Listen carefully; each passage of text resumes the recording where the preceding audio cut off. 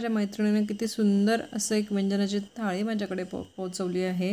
त्यात सत्यनारायणाचा प्रसाद होता, 2 लाडू होते आणि हायलायटेड म्हणजे उकळीचे मोदक, भज्या, मुगाच्या भज्या या होत्या. सुंदर आणि टेस्ट इतकी भारी होती ना, तर विचारायला सोय नाही.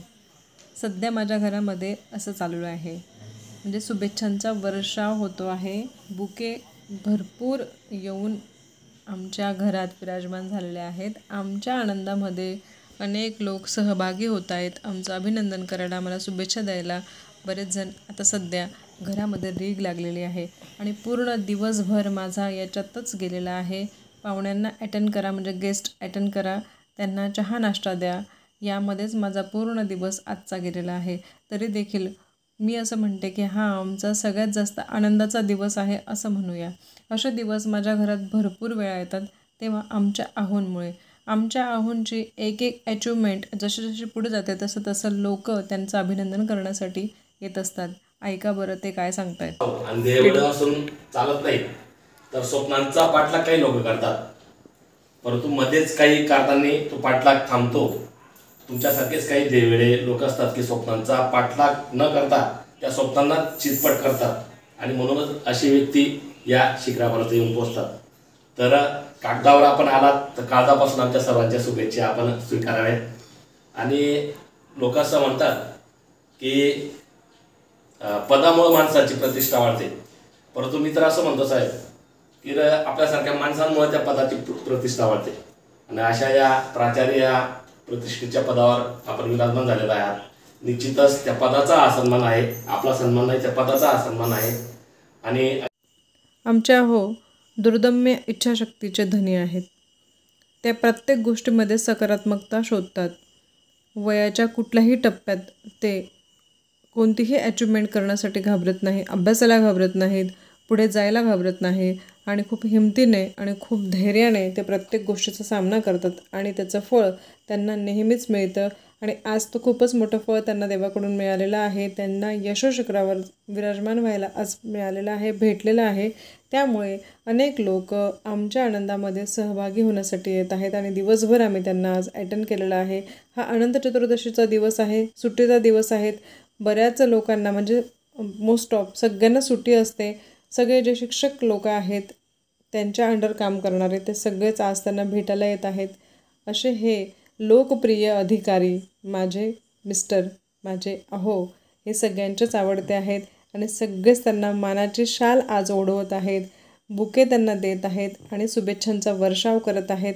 आजचा हा दिवस अनेक पाहुण्यांना अटेंड करण्यामध्ये आमचा गेलेला आहे. खूप आनंदात असा दिवस हा गेलेला आहे. कोणी बुके देत होतं, कोणी पेढे भरवत होतं, कोणी शॉल पांघरत होतं, कोणी नारळ घेऊन आलेलं, नातेवाईक, मित्रमैत्रिणी, असे अनेक जण आज दिवसभरात आम्हाला भेटायला आले.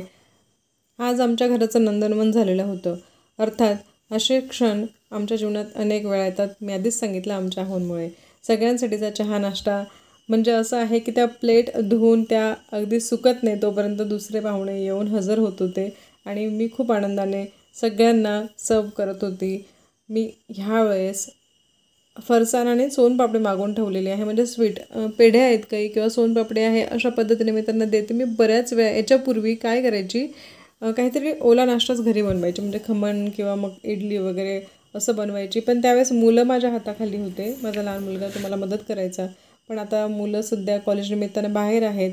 त्यामुळे मग मी हा पर्याय निवडला आहे, म्हणजे पाहुण्यांशी बोलणंही होतं आणि त्यांना चहा नाश्ताही दिला जातो आणि सगळे आनंदाने घेतात आहे, बसतात आहे, गप्पा करतात आहे. मला एकच म्हणायचं की सगळेजण एवढा वेळ काढून आपल्यासाठी येत आहेत ना, तर त्यांनाही आपण वेळ दिला पाहिजे. आता जरी पाहुणे खूप लगेच येत आहे, तरी मी हे पॅकेट्स लगेच डब्यात ठेवत आहे, कारण की पाऊस सुरू आहे, ते सादळू नये म्हणून. सगळे गेस्ट वगैरे आणि जेवण वगैरे आटोपत आम्हाला 3 वाजले होते. त्यानंतर मी झोप घेतली. उठून जेवढे कामं माझ्याकडून शक्य होते तेवढे केले, कारण की यानंतरही गेस्ट आले. आम्हाला बाहेर जायचं होतं गणपती मिरवणूक बघण्यासाठी. आमच्या शहरातली गणपती मिरवणूक खूप जास्त प्रसिद्ध आहे. तर ही गणपती मिरवणूक पाहण्यासाठी अगदी आतुरतेने आम्ही निघालो. पण त्याच्या आधी एक गेस्ट आले, त्यांना मी अटेंड केलं आणि त्यानंतर आम्ही बाहेर निघालो. आमचे शहर मानाच्या गणपतींसाठी प्रसिद्ध आहे. त्यानंतर ते पारंपरिक मिरवणुकीसाठी सुद्धा प्रसिद्ध आहे. आमच्या इथे DJ वाजवला जात नाही, तर पारंपरिक वाद्य ढोल वगैरे वाजवले जातात. आणि पहा या ठिकाणी ढोल पथक मुलींचे आहे. तर मला खूप आनंद झाला. मुलींचं ढोल पथक जेव्हा मी पाहते तेव्हा मला खूप खूप जास्त आनंद होतो. म्हणजे एकच म्हणायचं आहे की नारी शक्ती किंवा मुली या कुठेच कमी नसतात, सगळ्या गोष्टींमध्ये पुढे असतात. आता ह्या चिमुकल्या मुली रात्रभर ढोल वाजवणार आहेत, पण अगदी उत्साहाने आणि खूप जास्त आनंदाने ह्या ढोल वाजवत आहेत. छान पारंपरिक त्यांनी नथ घातलेले आहे, झुमके घातलेले आहेत, एक वेश परिधान केला आहे आणि खूप जोशाने ते ढोल त्या ठिकाणी वाजवत आहेत. आणि मला पाहताना खूप जास्त आनंद या ठिकाणी होत होता.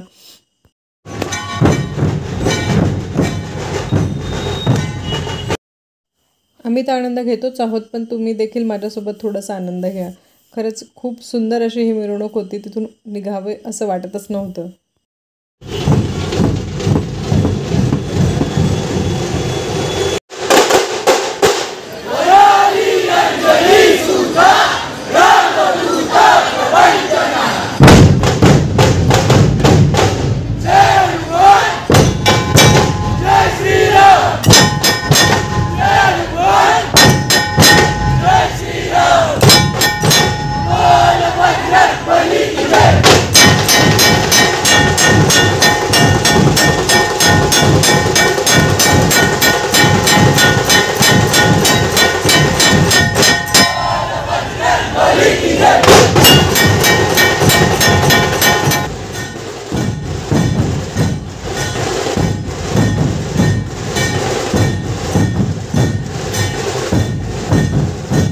अशा आमच्या या शहराच्या पारंपरिक मिरवणुकीचा आस्वाद घेत आम्ही पुढे पुढे सरकत होतो. गर्दी खूप होती, तरी देखील त्या ठिकाणी जाण्याचा प्रयत्न आम्ही करत होतो. थोडी थोडी शूटिंग मी करत होती. एका ठिकाणी नरसिंह नाटकाचं प्रदर्शन होत होतं, पण हे मागून मला शूट करता आलं. पुढून खूप जास्त गर्दी होती. मी प्रयत्न केला पुढे जाण्याचा, पण त्या ठिकाणी मला पुढे जाता आलं नाही.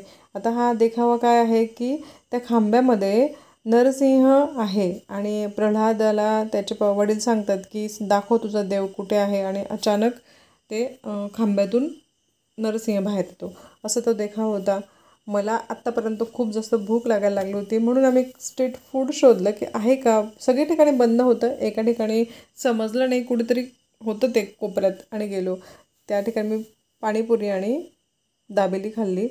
माझ्या सासूबाईंसाठी सुद्धा एक दाबेली पॅक केली आणि मिरवणूक पाहत पाहत आम्ही घरी आलो. रस्त्यात मला माझी अजून एक फ्रेंड भेटली, तिच्यासोबत छानसा सेल्फी काढला. घरी आलो. घरी देखील मिरवणूक आम्ही लाईव्ह बघत होतो TV वर. पण आता मला थोडासा स्वयंपाक करायचा होता. बाकीचे भांडे मी जाताना लावून गेली होती, पण हे तेव्हाच जे माझे घासले होते ना, ते राहिले होते, ते पुन्हा लावले. किचन आधी क्लीन केला. बरं, मी स्वयंपाकाच्या आधी किचन क्लीन करते याचं कारण एकच आहे. मला स्वयंपाक करता करता जेव्हा मी घाईघाई स्वयंपाक करते ना, तेव्हा लक्षात राहत नाही, मी चमचे वगैरे खाली ठेवून देते. मग अशा वेळेस काय असतं की किचन जर क्लीन असलं ना, स्वच्छ असलं ना, आणि स्वच्छ कपड्यानंच मी ते क्लीन करते, तर थोडंसं मनातली शंका कमी होते. आता माझा हा डब्बा हा मी मागवला आहे मिशोवरून. त्यात मी सगळ्या गोष्टी ठेवते, जेणेकरून एका वेळेसच सगळ्या गोष्टी एका वेळेस हाताशी लागतात. अशा पद्धतीने हा मी आणलेला आहे. तो आत्ताच यूज करायला सुरू केला आहे, माहीत नाही तो किती दिवस चालतो. तसं मी पाणीपुरी आणि दाबेली तर खाल्लेलीच आहे, एवढी भूक नाही. पण आहुंचं असं म्हणणं होतं की थोडंसं काहीतरी बनव. थोडंसं म्हणजे आता नेमकं काय बनवावं, तर मग विचार केला की एकदम क्विक असं बनेल ते बनवते. ते एक चटणी मी बनवते आहे या ठिकाणी. साधीशी चटणी आहे ती, आपण पोळी भाकरी पराठ्यासोबत खाऊ शकतो अशी ही चटणी आहे. कांदे टोमॅटो मी कट करून घेतले आहे. लसूण पण बारीक मी त्या ठिकाणी चिरून घेतले आहे, म्हणजे कट करून घेतले आहे. कढीपत्ता आणि हिरवी मिरची, जिरं मोहरीची फोडणी दिली, कढीपत्ता टाकला, थोडंसं लसूण त्यामध्ये टाकलं. लसूण तडतडल्यानंतर त्यात मी कांदे टाकले. आता कांदे टाकल्यानंतर ते थोडेसे गुलाबीशे होऊ द्यायचे, आणि त्यानंतर त्यात टाकायची हिरवी मिरची. हिरवी मिरची ऑप्शनल आहे, तुम्हाला आवडत असेल तर टाका, नाही आवडत असेल तर नाही टाकले तरी चालते. त्यात जातो मग टोमॅटो चांगला शिजावा यासाठी मी त्यात थोडंसं मीठ टाकते, म्हणजे तो लवकर शिजला जाईल. टोमॅटो चांगले मॅश झाल्यानंतर त्यात टाकायचे लाल तिखट आणि धने पावडर याच्यातली मेन टेस्ट आहे. कोणी कोणी गरम मसाला टाकतं, पण मी यात टाकत नाही. मग त्याला नीट परतून घ्यायचं. हळद टाकायची आणि यानंतर टाकायचं आहे दाण्यांचं कूट. हे दाण्यांचं कूट म्हणजे आधी मी शेंगदाणे भाजून घेते आणि त्याचं कूट करून ठेवते 8 दिवसाचं. त्याच्यातलंच मी थोडंसं कूट घेतलं आहे. 3 मोठे चमचे मी कूट या ठिकाणी घेतलेले आहेत. मग यात टाकायचं थोडंसं पाणी, कारण हे कूट शिजलं पाहिजे, ही चटणी शिजली पाहिजे. आता पातळ दिसत आहे पण शिजून ती थोडी घट्ट होणार आहे. त्याला एक उकळी येऊ द्यायची. आधी मीठ घालायचं, म्हणजे उकळी आल्यानंतर घालू शकता किंवा त्याच्या आधीही घालू शकतात.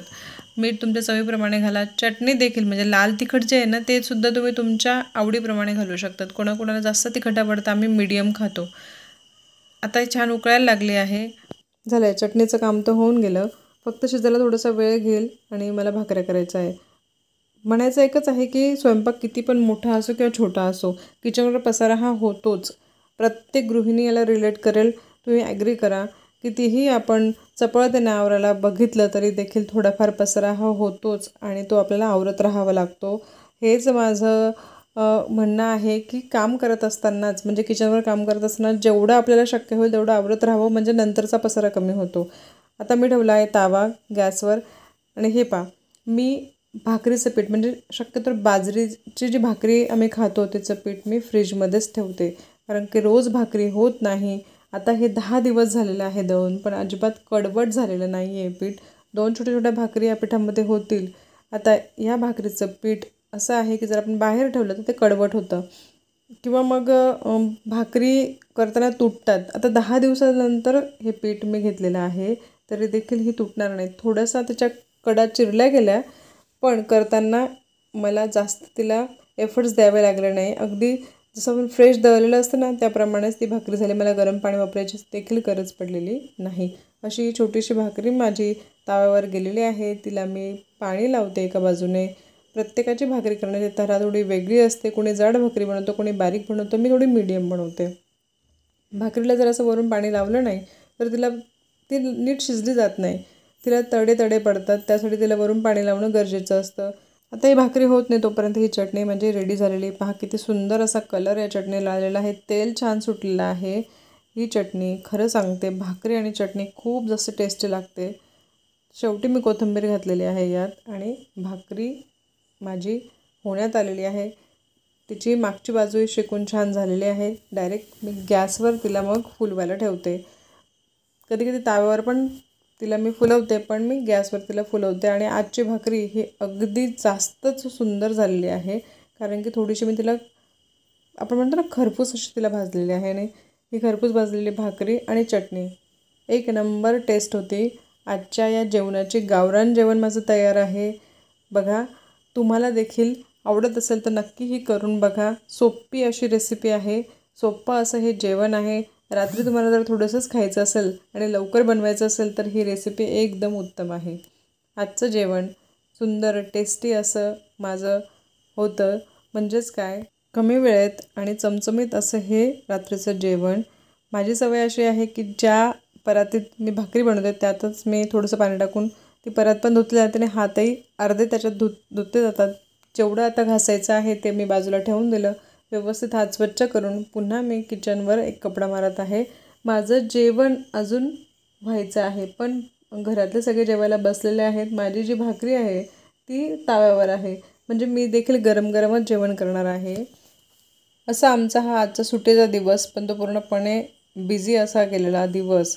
आराम थोडासाच झालेला, पण आनंद भरपूर घेतलेला असा हा दिवस शेवटी आम्ही भाकरी आणि चटणीने संपवलेला आहे असं समजूया. माझ्या सासूबाई काय म्हणतात?